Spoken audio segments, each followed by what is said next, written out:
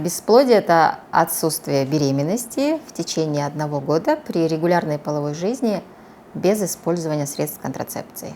Причин очень много. И вот, чтобы было легче понять, мы их классифицируем.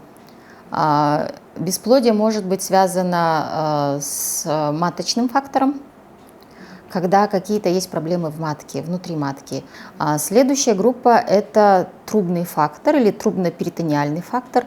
Это, в простонародье мы можем сказать это как спайки. Спаечный процесс, он может затрагивать трубный фактор, он может затрагивать, например, в брюшной полости спайки, и тогда трубы спаяны могут быть с сальником, с яичником. И это тоже приводит к спаечному процессу и отсутствию беременности. Бесплодие бывает первичным и вторичным. Первичное бесплодие – это когда у женщины никогда не было в жизни ни абортов, ни выкидышей, ни родов. Она вышла замуж, и все, и нету беременности. Это первичное бесплодие. А вторичное – это когда у нее хотя бы раз в жизни был какой-то или аборт, или выкидыш, или она родила, или она, может, 2-3 раза родила и потом уже не может забеременеть. Это вторичное бесплодие.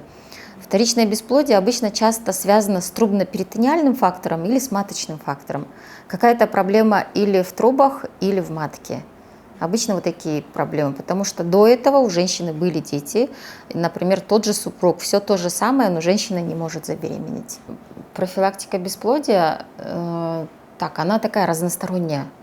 Например, самый главный, наверное, бич бесплодия – это аборты.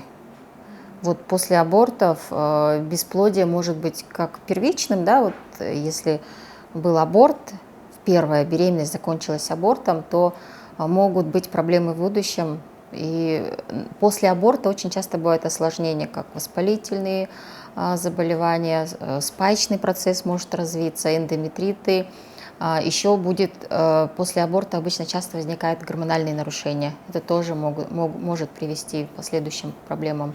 Поэтому профилактика абортов – это контрацепция. Контрацепция и планирование беременности, чтобы каждый ребенок приходил в свое время и каждый ребенок был желанный.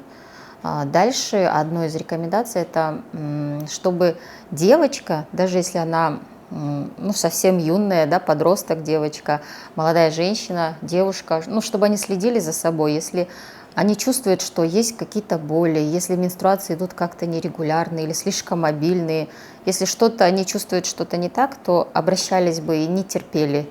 Потому что наши женщины терпят, бедные, до последнего, и когда совсем плохо становится, они приходят, но иногда бывает уже поздно, к сожалению. Поэтому обращаться вовремя, когда что-то беспокоит. Даже если это может быть казаться несерьезным, но потом оно может вылиться в какие-то последствия.